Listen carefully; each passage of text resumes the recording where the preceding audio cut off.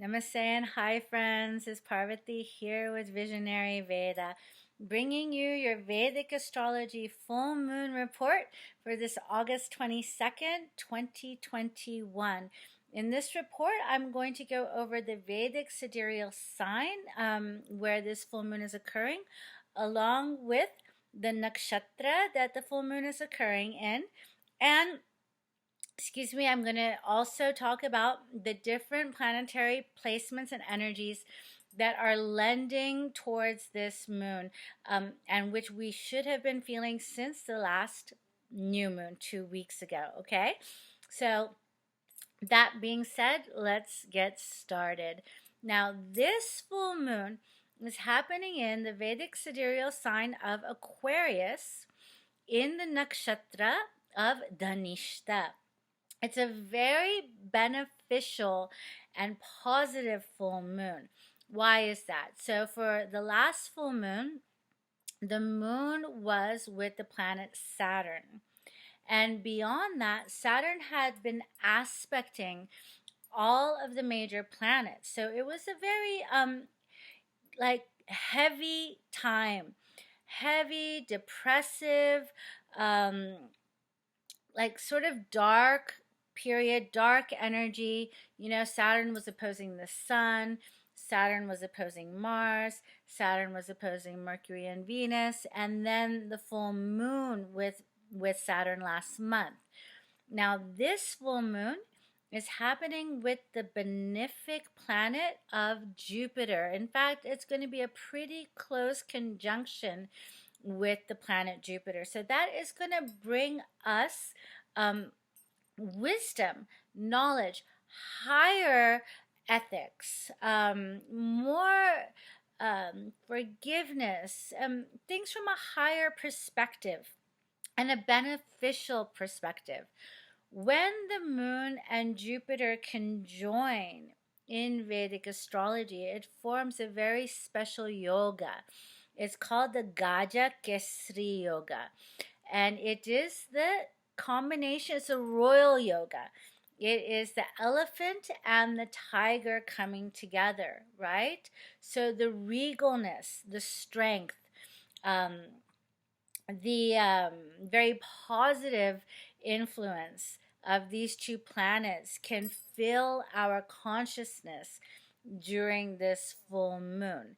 Now, the sign it's occurring in is the sign of Aquarius, which is the sign of the people, it's the sign of the communities, it's the sign of our networks, it's the sign of humanity. And it also brings elevation to the people, to the public, to us as a global community. It's opposing the leader, right? Because we have Sun in the sign it rules. We have Sun in Leo, along with Mars and Mercury. So Sun in Leo is indicative of authority, of the king, of the leaders. So there's definitely going to be some opposition from the mentality and from the information that we're getting, right? Because Jupiter will give us new information that will help to uplift our consciousness.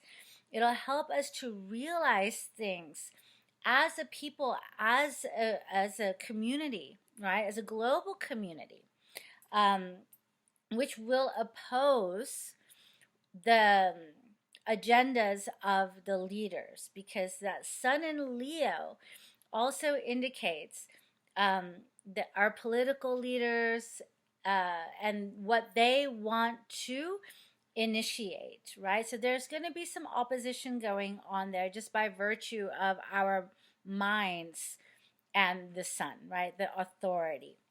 Now Mars is with the sun as well, and Mars is combust. So that can also show a lot of aggravation. It can show tension. Mars rules the armies of the nations, right? So with the combustion happening, there can be some aggravation and conflict with authority. There can also be more heat waves, more fires, I am sorry to say, more fevers, depending on what house these combinations fall in your chart. And so if you'd like to see where in your chart these combinations are happening, you can feel free to contact me at the email below, visionaryveda@gmail.com, and we can have a look and do a reading, having a look using your own personal birth chart to see where these energies are at play for you. So getting back to the full moon. Now, the full moon is occurring in a highly, highly auspicious nakshatra. Now, if you follow my channel, you understand what I mean when I speak about the nakshatras. But if you're new to my channel, in Vedic astrology, we use the sidereal system. Now, the sidereal system, sidereal means of the stars. And we use the 27 nakshatras, or fixed stars in the sky, which are tied to the zodiac sign and very important in the motion of the moon, because they are considered to be the consorts of the moon. The moon moves through each and every one of these nakshatras, or fixed stars, as it goes around the zodiac belt in 1 month. Okay, so they're very important and very closely tied to the energy of the moon. And this full moon, the nakshatra, is the nakshatra of Dhanishta. Now, Dhan means wealth in Sanskrit. So Dhanishta literally means the wealthy one. All right, so we are getting wisdom. Both Jupiter and Moon are in Dhanishta Nakshatra. So we are getting the wealth of wisdom, and because it's a full moon, we're getting the wealth of awareness. Okay, now this nakshatra is symbolized, well, it's ruled by the Vasus, which are the abundance. It's the deities of the abundance of the earth, the wealth, the abundance, right? And it's also symbolized by Shiva's drum, his damaru, okay? And Shiva, Lord Shiva, is playing and beating the drum, which keeps the time of the universe while he does his cosmic dance, which is the Tandava. It is a dance of creation and destruction at the same time. So as he is beating his damaru and he is doing and performing the dance of creation and destruction, the cosmic Tandava. Most of you have seen this image of Lord Shiva dancing in the ring of fire with his leg up and with his arm up, engulfed in a circle of flames. He is depicted in that image doing the cosmic dance of creation, performing the cosmic dance of creation, or the Tandava, while he is beating and playing the damaru. So this full moon is an amazing opportunity, if you have the opportunity, to dance and celebrate under, to give gratitude for the abundance that we have, to shift our consciousness from that depressive, oppressive feeling that we've been living for the past several months, right? That heaviness, and shift our perspectives into seeing how much abundance there is, how much the earth is providing for us, how much, and giving us hope again. Hope in elevating ourselves and being able to live from a place of higher wisdom and togetherness, right? Because again, Aquarius is that sign of community, of humanity, of finding higher solutions, higher perspective-based solutions to our problems, and also of inventing solutions, coming up with new ideas. And the moon with Jupiter is going to give us the possibility to come from this higher perspective. All right, so it's a great full moon. Now, really quickly talking about the other planets, we spoke a little bit, I spoke a little bit about the sun being in Leo with a combust Mars and Mercury. And since I want to say, since the 9th or 10th of August, we have been dealing with a debilitated Venus in the sign of Virgo.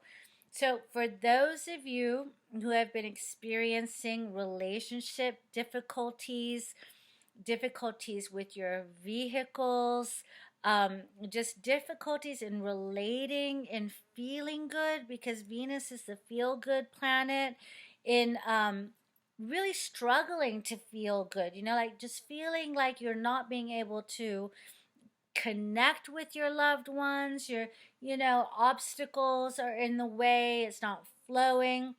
And that's because Venus has been debilitated, okay? It can also bring about a lot of criticism from our partners or in our relationships, and vehicle issues, if I mentioned that already.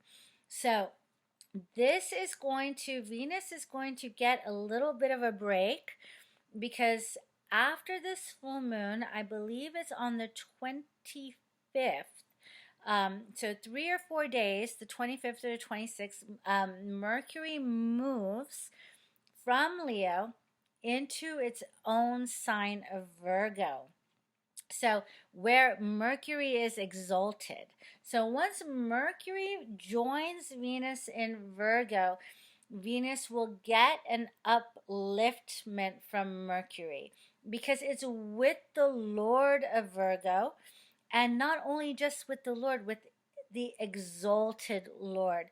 So whatever issues you've been having in communicating with your loved ones, or feeling critical, or also, criticizing your loved ones, or your vehicle issues, or just not being able to feel good, Mercury is going to lend his voice to you, and you're going to be able to sort out or smooth out any issues that you've been having. Then in September 9th, 10th, Venus is going to move into her own sign of Libra, and we're going to feel so much better. We're going to connect with each other again, and we're going to be able to come from the heart, and we're going to start feeling good again. So that debilitation is almost over, just a few more days after this full moon. I know it's been rough, but this is one of the reasons why there's been such a struggle, right? So this beautiful moon joining Jupiter in Aquarius, higher-minded ideals, higher wisdom, more beneficial feelings, in more enlightened in our consciousness, in our awareness, on this amazing full moon. If you get a chance to dance, play music, and just express this energy, it's a very powerful and potent and fun full moon. And it's going to bring us a lot. It's going to bring us a lot of good feelings, which we all have been needing. Excuse me, especially since we've been dealing with this Saturnian energy of heaviness for several weeks, if not several months now. So I hope you enjoyed this full moon report. My apologies for not being able to do the report for the last new moon in August, but I was not well, and I'm feeling much better now. I'm happy to say. And yes, I really appreciate your viewership. And if you would like to schedule a session, a Vedic astrology session with me, please feel free to get in touch with me at the email below. It is visionaryveda@gmail.com. And please do like, subscribe, and share my channel if you feel that this information has been helpful and beneficial. It's my intention and my hope that it is. Thank you again. Enjoy the life. Dance under this beautiful full moon. Embody that energy of the mighty Lord Shiva with the drum, keeping time, keeping beat, and creating and destroying and enjoying the Leela that we are all a part of. With many blessings. Thank you so much. And until next time, take care. I'll see you in the next video. I will do a September report coming up soon. So enjoy the life, my friends. Happy full moon. Alrighty. Thank you. Bye-bye.